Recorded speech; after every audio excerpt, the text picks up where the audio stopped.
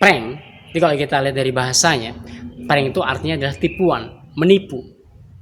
Ya, menipu, mengerjain, menjahilin.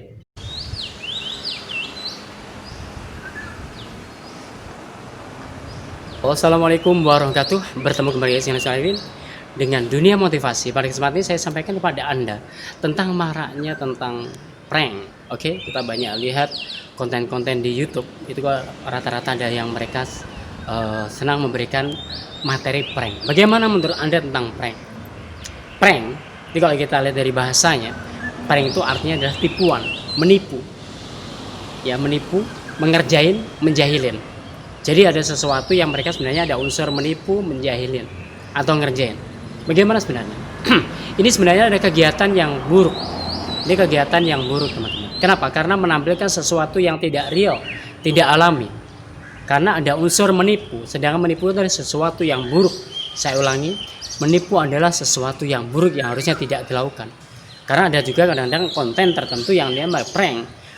Mereka menampilkan sesuatu yang bukan apa adanya. Ada orang tertentu, misalnya saya berpura-pura menjadi seorang menteri. Oke. Apa yang terjadi? Misalnya saya ngeprank. Saya terjun ke suatu daerah, saya mengaku menteri. Ini ada sesuatu yang buruk karena saya menipu orang lain. Saya mengerjain orang lain. Ini berarti saya telah melakukan penipuan terhadap orang lain. Yang kedua, prank ini kebanyakan sering membuat sedih orang lain. Sering membuat orang lain menjadi sedih. Ada juga prank tertentu walaupun tampaknya positif tetap aja itu adalah tipuan. Oke, tetap aja itu adalah tipuan. Bahkan ada juga mereka prank yang negatif. Pernah kita lihat, pernah Anda mungkin dengar juga di suatu daerah yang dia ngeprank pakai sesuatu yang buruk. Ada yang mereka pakai biskuit ya, roti, di dalamnya dikasih odol. Dan akhirnya biskuit itu dibagikan kepada para gelandangan. Apa yang terjadi? Ya fatal. Akhirnya para gelandangan muntah-muntah. Akhirnya oleh pihak-pihak tertentu hak asasi manusia akhirnya dituntut. Akhirnya YouTuber ini masuk penjara gara-gara prank. Dan berapa banyak kejadian bahkan sampai tertembak gara-gara prank.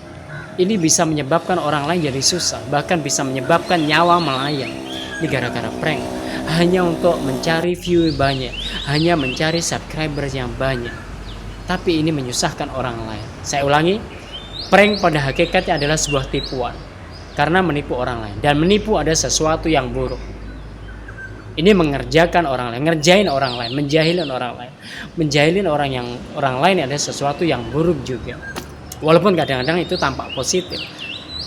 Tapi itu ada ikatnya adalah sesuatu yang salah. Oleh karena itu saudaraku, apabila Anda seorang YouTuber, Anda yang membuat konten, hendaknya kalau bisa buatlah sesuatu yang bermanfaat.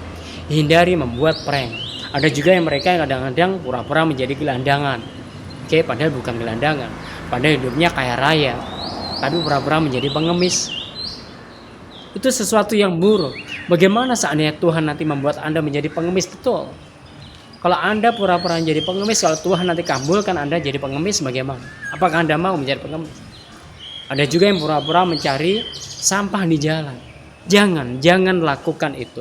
Stop prank mulai sekarang.